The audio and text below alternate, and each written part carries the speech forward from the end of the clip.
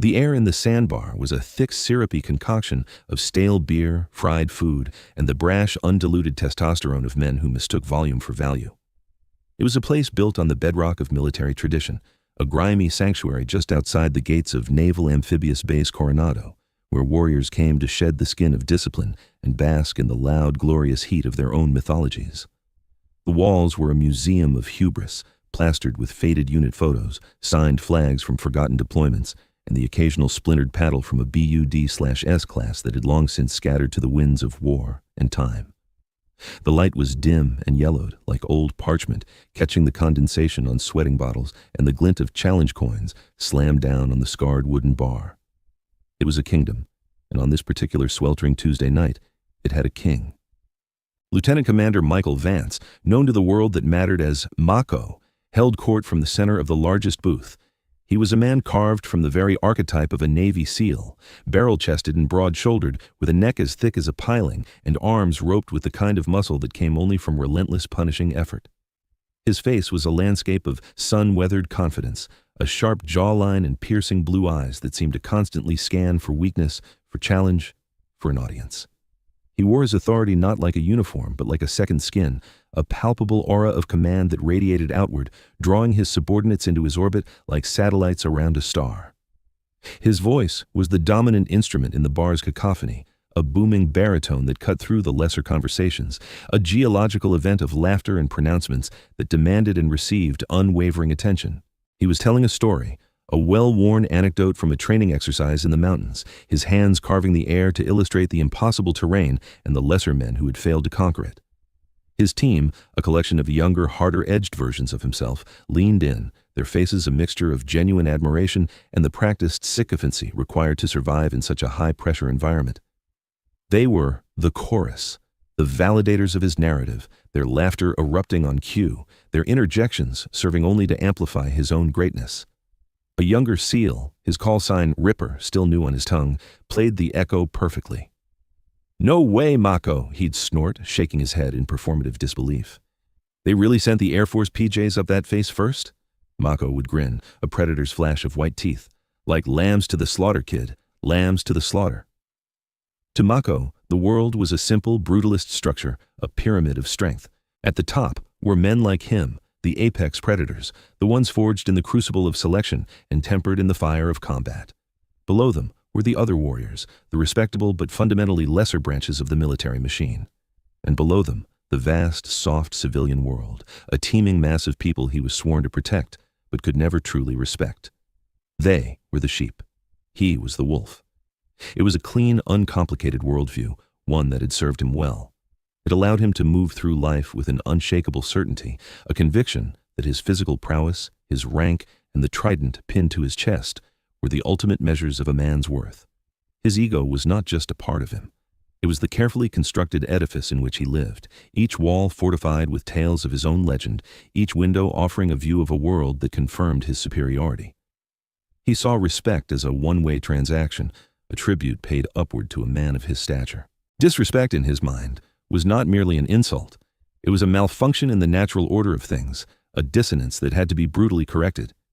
He drained his beer, the motion as economical and powerful as everything else he did, and slammed the heavy glass mug down on the table. The sound was a punctuation mark, an end to the story that sent another wave of appreciative chuckles through his team. He felt the familiar warmth of their adulation settle over him, a comfortable, heavy cloak. His kingdom was secure, his subjects were loyal, the universe was unfolding exactly as it should. It was in this moment of supreme, unassailable confidence that his gaze drifted across the crowded room, snagging on an anomaly, a single, quiet note of discord in his perfectly orchestrated symphony of dominance. She sat alone in a small, shadowed booth near the back, a place usually occupied by those waiting for a takeout order or killing time before a shift. She was an island of profound stillness in the restless sea of masculine energy that defined the bar, where the men around him were a study in kinetic motion, shifting, laughing, posturing. She was utterly, unnervingly still. A worn gray hoodie was pulled up over her head, obscuring her features in shadow, and she was hunched slightly over a tablet, her focus absolute. A pair of simple wire-rimmed glasses perched on her nose. She looked small, unassuming, a drab sparrow that had somehow wandered into an aviary of eagles. She did not belong. The very sight of her was an irritation, a piece of grit in the smooth machinery of his world. Mako watched her for a long moment, his analytical mind, so adept at threat assessment, attempting to categorize her. Civilian, obviously. Probably some tech support contractor from North Island, lost and out of her depth. He saw the way she nursed a single glass of water, the way her posture was closed and defensive. He interpreted her intense focus on the screen before her, not as concentration, but as a desperate attempt to make herself invisible, to avoid the overwhelming presence of the real warriors in the room. Her quietness was not a sign of composure. It was the terrified silence of prey. Her stillness was not discipline. It was the frozen paralysis of fear. She was everything he disdained, soft, weak, insignificant, a non-entity. And yet, she was also a challenge. Her very presence, her complete lack of engagement with the vibrant, powerful world he commanded, felt like a subtle, passive form of disrespect. She was ignoring him. She was ignoring his entire world. It was as if a force of nature had entered the room, and she was calmly reading a book in its path, utterly unimpressed. This, his ego could not abide. The carefully constructed edifice trembled. A hairline crack appeared in the foundation. He needed to correct this. He needed to fold her into his reality, to make her acknowledge his dominance, even if only through her humiliation. He needed to make her see him. He pushed himself up from his booth, the motion drawing the immediate attention of his team. A smirk played on his lips. "Looks like we've got a lost little bird," he announced, his voice carrying easily across the room. Ripper and the others snickered, their eyes following his to the quiet figure in the corner. They smelled blood in the water, the familiar thrill of a public hazing about to commence. This was part of the Mako show, the casual cruelty that reinforced his status as the alpha. The bar's ambient noise seemed to dip slightly, a collective subconscious sensing the shift in social gravity. Mako was on the move, a confrontation was imminent, and for the target of his attention, it was never a pleasant experience. He strode across the room with the rolling gait of a man supremely confident in his physical form, his entourage trailing him like a pack of jackals. Each step was deliberate, a hammer blow on the worn floorboards announcing his approach. He came to a stop before her table, his large frame casting her and her small booth into an even deeper shadow. He loomed over her, a mountain of muscle and arrogance, waiting for her to shrink, to cower, to acknowledge the predator that now stood before her. She did not. Her eyes remained fixed on her tablet, her fingers tapping out a silent, complex rhythm on the screen. She gave no indication that she was even aware of his presence, that a 6'3", 240-pound Navy SEAL was standing less than 2 feet away from her. The air crackled with tension. Mako's smirk tightened, the silence stretched, becoming a weapon in itself. He had expected fear, or at least nervous deference. This utter lack of reaction was a greater insult than any spoken word. It was dismissal. "Lost, little bird?" he said again, his voice lower now, laced with a silken menace that made his team grin. He leaned forward, planting his massive hands on her table, his knuckles white. The table shuddered. "This isn't the library. This is a place for warriors. You must have taken a wrong turn." Slowly, with a languid grace that was somehow more infuriating than a flinch, she lifted her head. The hood fell back slightly, revealing a face that was sharp and intelligent, framed by dark hair pulled back in a severe bun. Her eyes, a cool, clear gray, met his. There was no fear in them. There was no anger. There was nothing but a calm, analytical neutrality, as if she were examining a curious specimen of insect. She took a slow, deliberate sip of her water. "I'm in the right place," she said. Her voice was quiet, flat, a stark contrast to his booming baritone. It was a voice that held no emotion, only information. The sheer, unadulterated calm of her response threw Mako off balance. He had a script for this kind of encounter, a well-rehearsed performance of intimidation and mockery, but the script required a certain response from his victim: fear, stammering, apologies. Her placid self-possession broke the rhythm. He felt a flush of anger creep up his thick neck. He was Mako. Men who had faced down death itself deferred to him.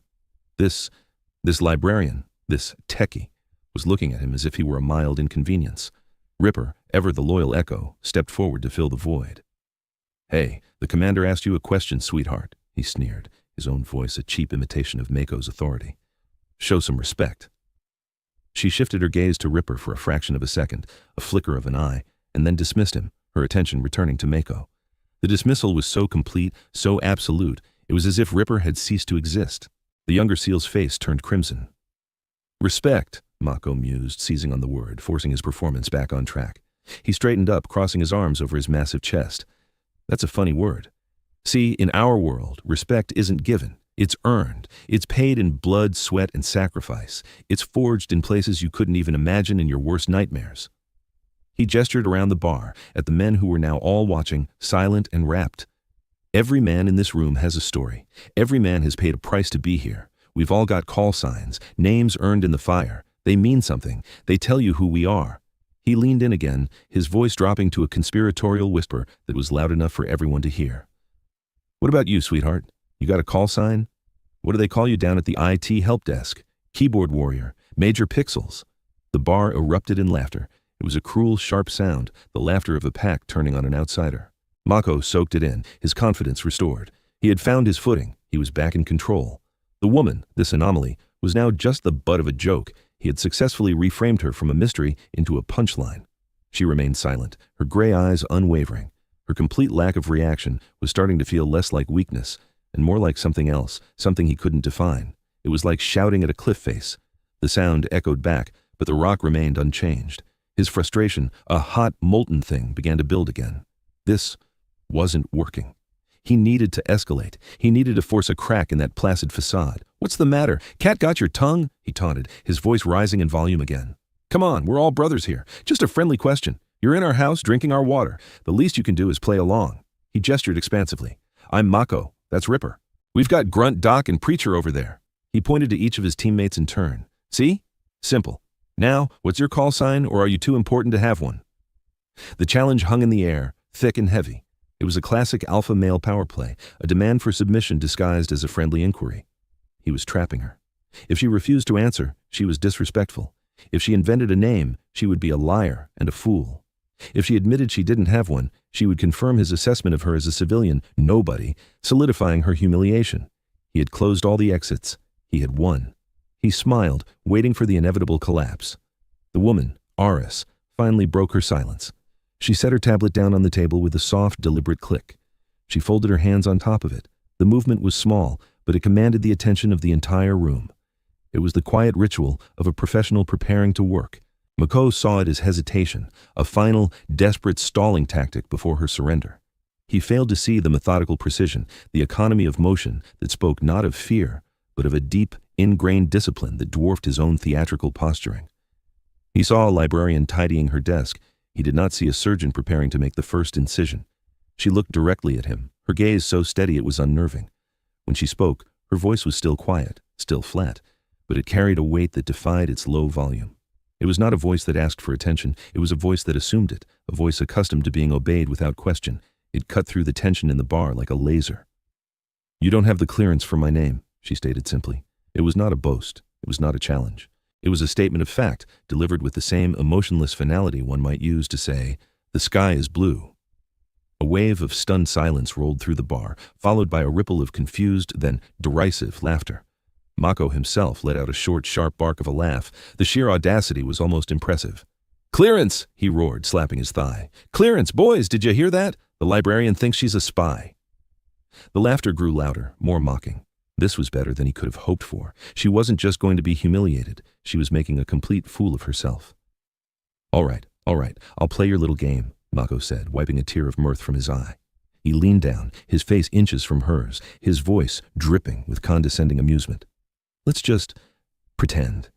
Pretend I have the highest clearance in the land, top secret, code word, the works. Now, indulge me. What is the call sign I'm not cleared to know?" This was the final nail in the coffin. The question was a joke, the premise an absurdity. He was giving her the rope, eager to watch her hang herself with it. The entire room held its breath, leaning in for the punchline. Aris did not blink. Her gray eyes were like chips of granite. She held his gaze for 1, 2, 3 seconds. The entire world seemed to shrink to the space between them. And then she spoke. 2 words. They were not shouted. They were not whispered. They were simply released into the air. Ghost Viper. Crack. It was the sound of Mako's heavy glass beer mug, which he had just picked up, slipping from his suddenly nerveless fingers. It hit the floor and exploded, the sound unnaturally loud in the dead silence that had just fallen over the room. Ping. A shard of glass skittered across the floor and hit the leg of a nearby table. She moved. Her eyes, which had been locked on Mako, flickered for a microsecond, tracking the path of the largest glass fragment with inhuman speed before returning to his face. The laughter had not just stopped, it had been murdered. It was sucked out of the room, replaced by a vacuum of profound, bottomless shock. Mako stood frozen, his hand still hovering in the air where the mug had been. The color had drained from his face, leaving behind a pasty, sickly mask of disbelief. His jaw was slack. His confident, piercing blue eyes were now wide, unfocused, and filled with a dawning, sickening horror. He looked as though he had seen a ghost. The name, Ghost Viper, hung in the air, shimmering with a terrible, latent power. To most in the room, it was just a name, perhaps a cool-sounding one, but meaningless. But to the SEALs, to the men who operated in the shadowed corners of the world, it was not a name. It was a legend, a myth, a ghost story they told to rookies to scare them straight. It was the call sign of a ghost, a Tier 1 asset from a unit so secret most people didn't believe it even existed. An operator credited with kills that were statistically impossible, with intelligence coups that had reshaped entire geopolitical landscapes. Ghost Viper was a phantom, a whisper, a weapon of unimaginable precision and lethality. Ghost Viper was a story, a terrifying, revered story. And Ghost Viper was most certainly not a small, quiet woman in a hoodie. Except that she was. The cognitive dissonance was a physical blow. The system of the world, as Mako understood it, had just thrown a fatal error. The pyramid of strength on which he had built his entire identity had not just been shaken. It had been inverted, shattered, and vaporized in the space of 2 words. His mind scrambled, desperately trying to reject the impossible data it had just received. This was a joke, a prank. She must have read the name somewhere, heard it in a bar story. Yes, that was it. That had to be it. But his instincts, the primal, combat-honed senses that had kept him alive in the worst places on Earth, screamed at him that this was no joke. They screamed that he had made a mistake of catastrophic proportions. They screamed at him to look at her eyes, the calm, cold eyes of a predator that had just been mildly inconvenienced by a barking dog. He looked, and what he saw there sent a spike of pure, unadulterated fear through his heart. It was the chilling calm of the eye of a storm, a place of absolute stillness, surrounded by unimaginable destruction. He had spent his entire life playing the wolf, and he had just realized, with sickening certainty, that he had been growling at a dragon. Just as the silence threatened to become permanent, the front door of the sandbar swung open. The chime above it was a frail, tinkling sound in the heavy atmosphere. Framed in the doorway was a man who commanded an entirely different level of authority. He was tall and lean, in his late 50s, with close-cropped gray hair and a face that looked like it had been carved from granite by a master sculptor who specialized in gravitas. He wore the immaculate khaki uniform of a United States Navy admiral, his shoulder boards glittering with 3 silver stars. It was Admiral Kincaid, commander of Naval Special Warfare Command, the ultimate authority, the validator. The admiral's eyes swept the room once, his gaze sharp and analytical. He took in the tableau. Mako, pale and frozen in shock, the shattered glass on the floor, the silent, bewildered SEALs, and the quiet woman in the corner booth. A flicker of something, recognition, and then profound disappointment crossed his face as his eyes rested on Mako. The room, which had been silent, somehow became even more so. Men who had been slumping in their seats scrambled to sit up straight, their boisterous swagger instantly evaporating, replaced by the rigid deference hardwired into them by years of training. Admiral Kincaid walked forward, his footsteps measured and silent on the grimy floor. He did not raise his voice. He did not need to. His presence alone was a crushing weight, bending the will of every man in the room. He stopped beside Mako, but he did not look at him. His gaze was fixed on Eris. "Dr. Thorne," he said. His voice was calm, but carried an undercurrent of cold, hard steel. It was a voice that had sent men to their deaths and brokered peace between nations. When he spoke to her, however, there was a different quality to it, a low, unmistakable tone of deep and abiding respect. "I apologize for the interruption. I was told I might find you here." He then turned his head slowly, his eyes finally landing on Lieutenant Commander Vance. The full, formidable weight of his command authority descended on Mako like a physical force. Mako jolted from his stupor, snapped to a clumsy, terrified semblance of attention. "Admiral," he stammered, his voice a dry rasp. "Lieutenant Commander Vance," Kincaid began, his voice dropping into a register of pure Arctic cold. "You are a graduate of the Naval Academy. You are a decorated SEAL officer. You are, in theory, a leader of men. Tell me, at what point in your training did they teach you that the best use of your time was to harass civilians in a public establishment?" The question was rhetorical, a blade sliding between Mako's ribs. It was a public rebuke of the highest order, delivered with surgical precision. Mako's mouth opened and closed, but no sound came out. His world was continuing its catastrophic collapse. The edifice of his ego, already shattered, was now being ground into dust. "You lead a team of the most elite warriors on the planet," the admiral continued, his voice a low, dangerous rumble.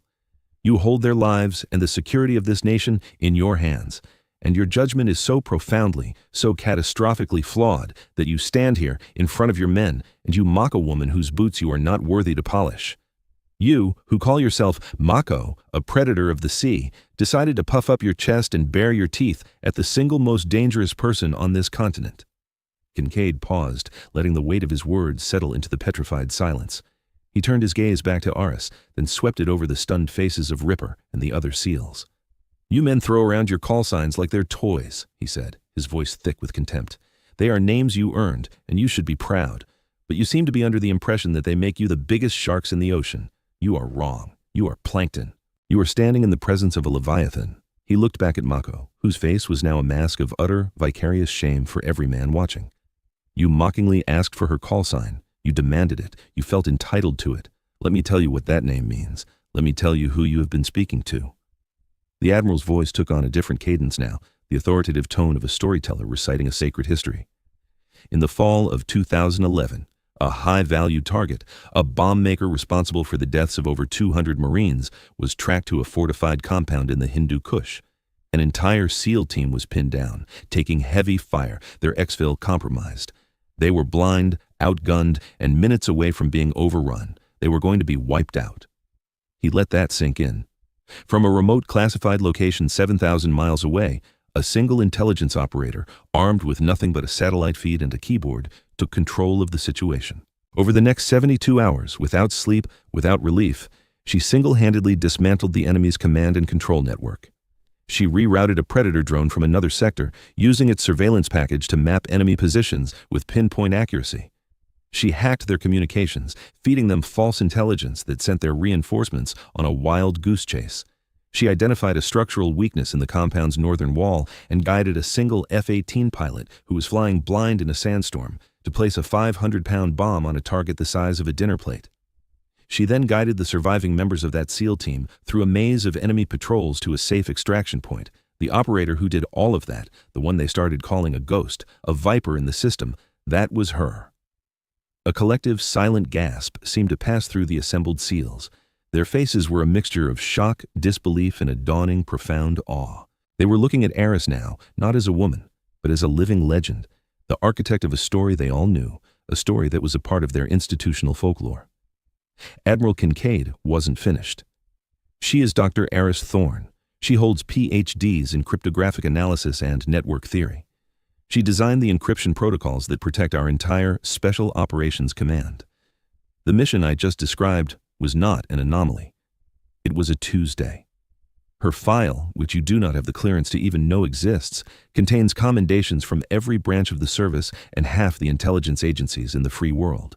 She has saved more of your brothers in arms with her mind than you ever will with your rifle."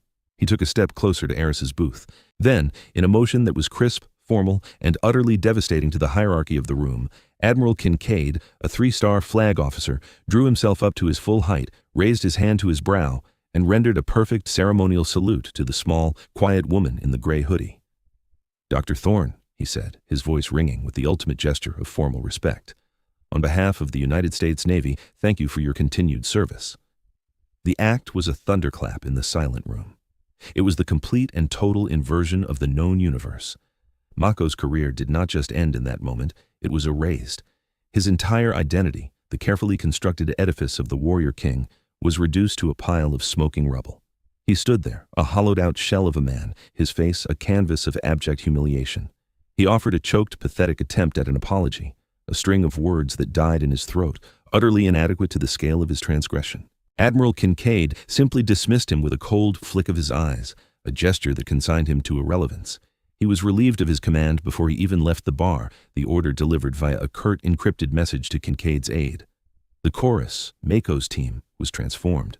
The sycophantic smirks were gone, replaced by expressions of pure, unadulterated awe. They looked at Aris with a reverence previously reserved for the founding fathers of their community. They had come to the bar to worship at the altar of a false idol, and had instead been granted an audience with a true deity. Their understanding of strength, of courage, of what it meant to be a warrior, had been permanently and irrevocably altered. They had learned a lesson in that grimy bar that no amount of training in the mountains or the surf could ever teach them. The most dangerous weapon is not the one you can see. Eris, the ghost viper, accepted the admiral's salute with a small, almost imperceptible nod. The entire dramatic spectacle, the confrontation, the humiliation, the revelation, seemed to have washed over her without leaving a mark. Her focus was not on the emotional wreckage of the man in front of her, but on the mission. She finally spoke, her voice returning to its flat, technical monotone, directed at the admiral. The system was throwing an error in the new uplink protocol. I've isolated the faulty code. I'll have a patch ready by 0600. She picked up her tablet, her task complete. Then, a flicker of something else, a quiet professionalism that extended to all things, made her glance at the floor. Check his paws for glass, she said quietly, nodding towards a dog that had been sleeping under a nearby table, before she turned and walked out of the bar, disappearing into the night as quietly as she had appeared, leaving a legend and a broken man in her wake. The story of that night in the sandbar spread through the special operations community like wildfire. It became a piece of institutional folklore, a cautionary tale told to new officers, a lesson whispered in briefing rooms and on long flights to hot zones. The legend of Mako's fall and the quiet appearance of the ghost viper served as a potent, enduring reminder that true strength is rarely loud and that arrogance is a self-inflicted wound. It became a teaching tool, a parable about the danger of judging a book by its cover, especially when that cover is a worn gray hoodie and the book is written in a language you can't even begin to comprehend. Years later, Michael Vance was no longer Mako. The call sign and the man who wore it had died in that bar. He was a civilian instructor now, teaching tactical decision-making to young officers at Quantico. He was quieter, more thoughtful, his booming voice softened by a hard-won humility. The swagger was gone, replaced by a deep, weary patience.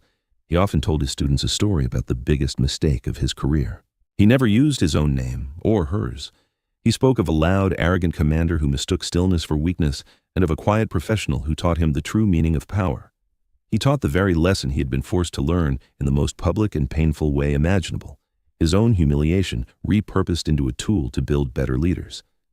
He was, in his own quiet way, atoning. Eris Thorne continued her work in the silent, invisible world of signals and code. The legend that had sprung up around her was of no consequence to her. She was not a person who cared for myths, only for data. Her satisfaction came not from adulation, but from a problem solved, a system secured, a life saved through the elegant application of logic. She moved on to the next mission, and the next, a ghost in the machine, a silent guardian whose victories were measured in encrypted signals and whose existence was known only to a select few. She remained